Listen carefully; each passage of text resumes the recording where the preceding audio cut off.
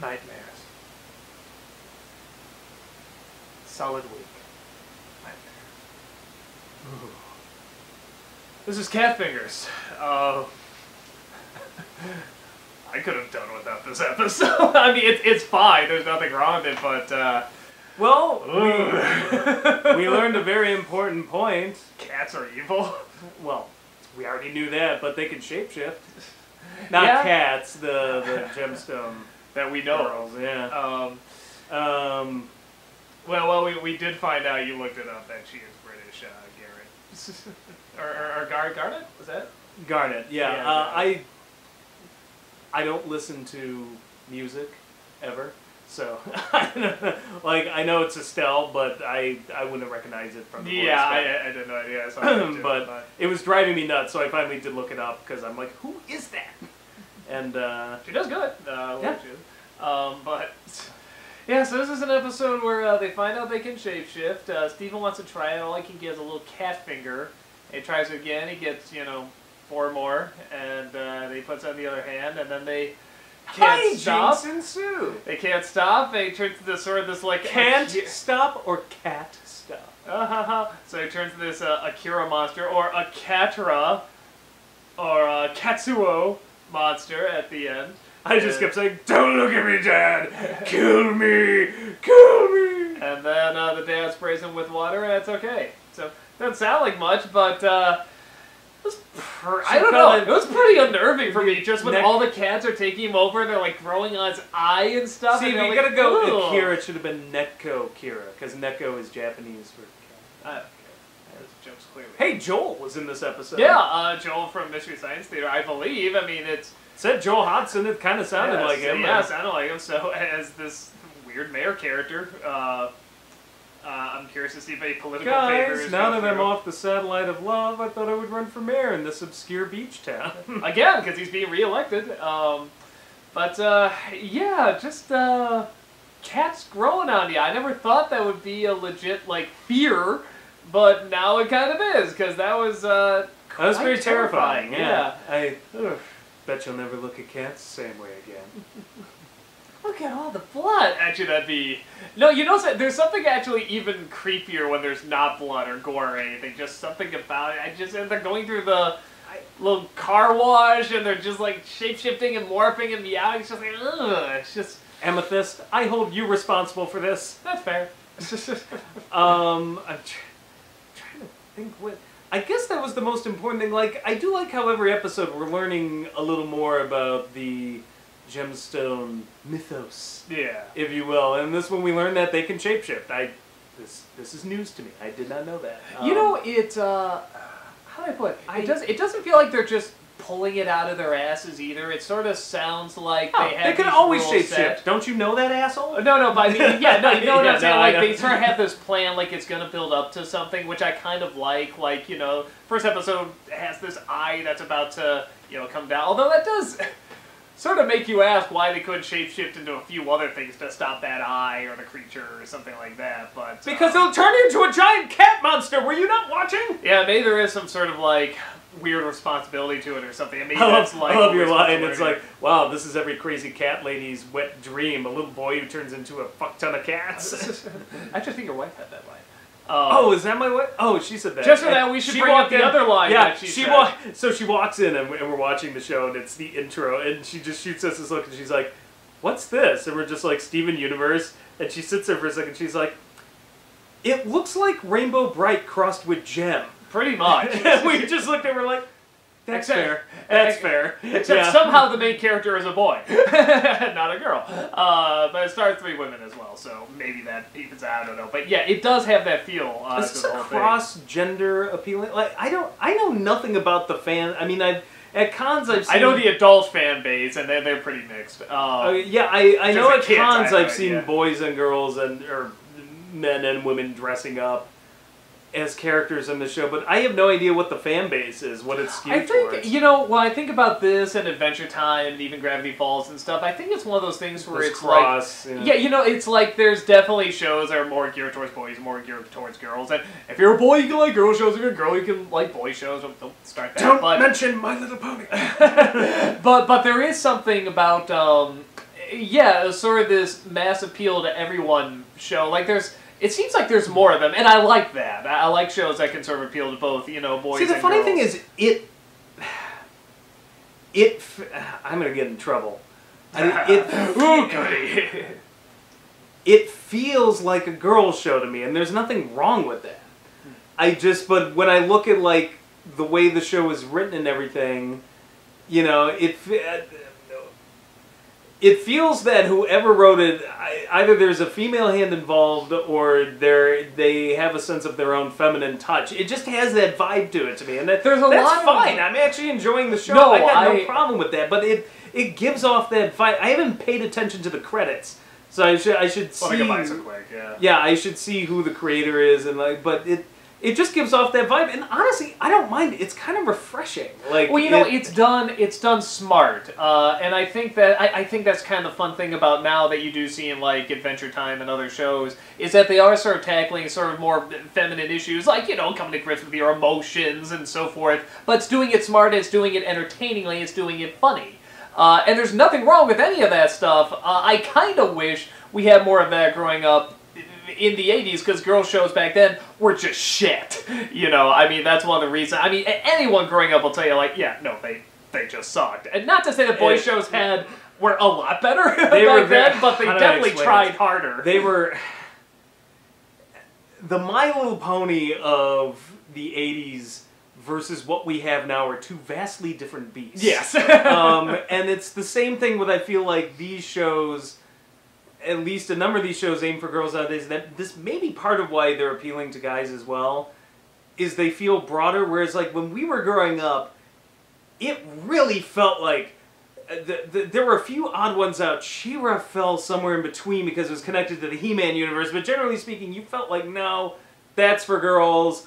I am boy. I will not watch this. And God help you watching somebody found out at your school. And, then you had the boys shows like G.I. Joe. Yeah, I feel like there's this blending, like, I don't care. I'm fine with it. It's so different from when we were growing up.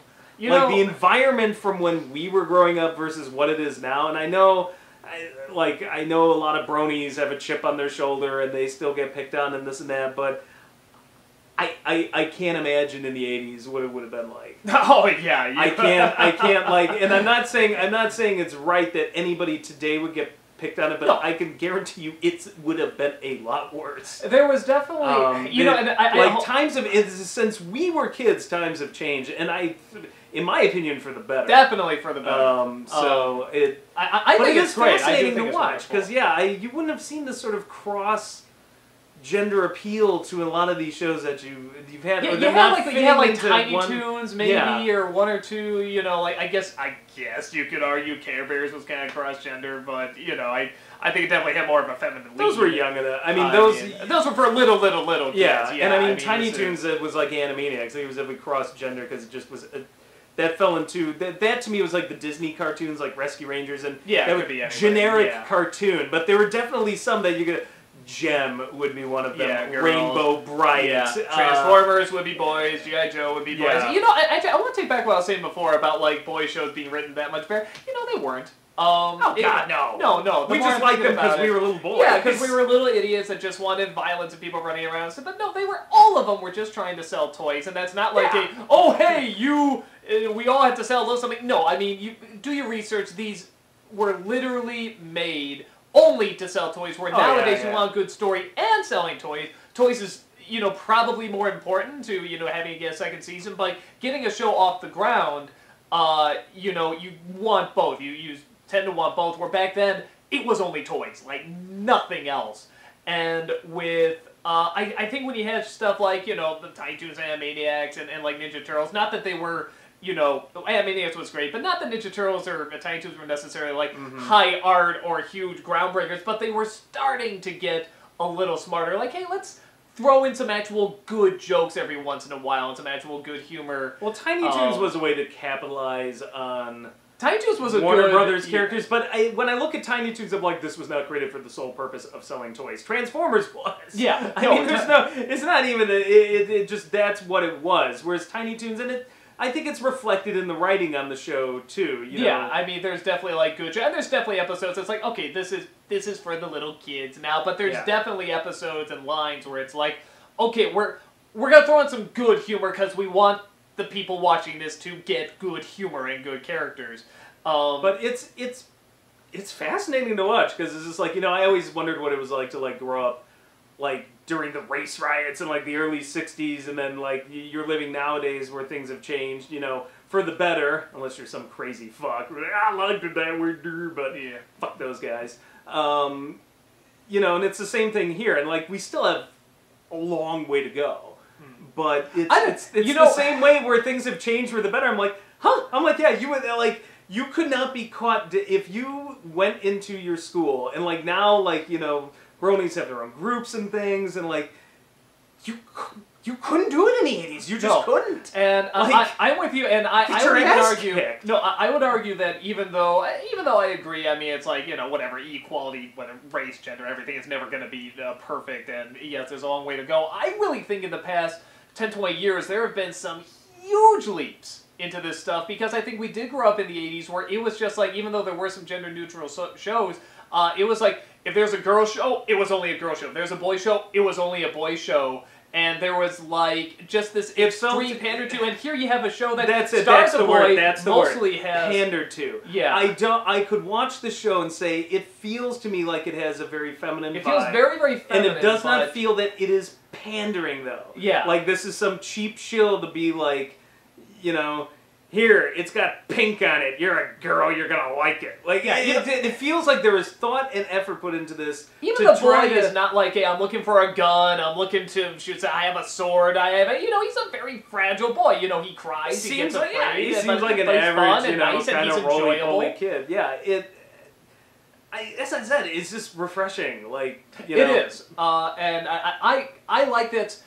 And the biggest thing about doing this that I always say with anything, whenever someone's like, well, you can't do this with race, you can't do this with gender, you can't do this with sexuality, or whatever, you're limiting your options, you're limiting possibilities. There are so many options, so many possibilities, and I think it's reflected in a show like this, and other shows are doing something similar. So whenever you say, you know, well, you can't do something with whatever, transgender, transsexual, gay, black, age, whatever, you're limiting what you can do, and there's just so much fun that can be had, so many possibilities, and it's but we gotta sell toys. Yeah, it's just one of those things where it's like, it just gets boring, and you just keep yourself in a box, and unless you expand, unless you look at these other possibilities... Girls don't buy as many toys as boys. Well, are you marketing any actually good toys to girls?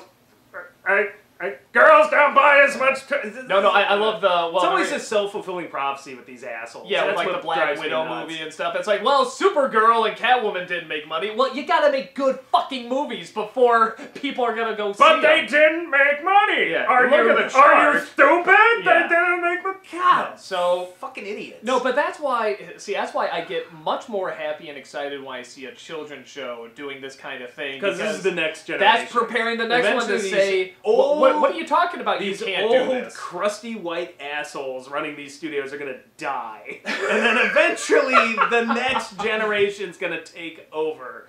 No, I'm God with you. help us, please. No, I'm with you. I think they are, and really this past couple of years we've seen so much more possibilities open up. I mean, really, even with movies, even though we kind of say we like to see more, but I mean, they're really, a lot of stuff being done with movies would have been done, you know, in the 80s either that we're seeing nowadays. And it's wonderful, and like you said, there's still ways to go, but it's happening, and the change is happening, and people are seeing the possibilities, and they're seeing the fun, and they're saying, hey, let's try this, because there's really nothing to lose, there's only stuff to gain. It's happening, Reg, can't you see? Something's happening! Oh! So, yeah, that was our fun little rant. I didn't think we would get this kind of rant from Cat I figured now was the perfect opportunity. Because there's nothing much else to talk about. Because I wanted to dispel the myth. We get all sorts of business people like, oh my god, they mentioned My Little Pony, welcome to the herd! Or, oh my god, they made a joke about My Little Pony, I can't believe you guys are such assholes that you hate all bronies. Listen, I will mention this straight up. When I heard the show was coming back, it was a huge hit with a male audience. Older male audience. Yeah, I didn't get it. Mostly because I remembered what I grew up with in the 80s. I'm like, what would appeal? And I'm not saying that it can't appeal to a male demographic. I'm just saying I didn't think it was really a good show for girls either. I just thought it was a cheap, shill show. So I watched a few episodes. I'm like, okay, I get it. Like, I could see why anybody would like this, and it's legitimately funny in spots. It's not my thing.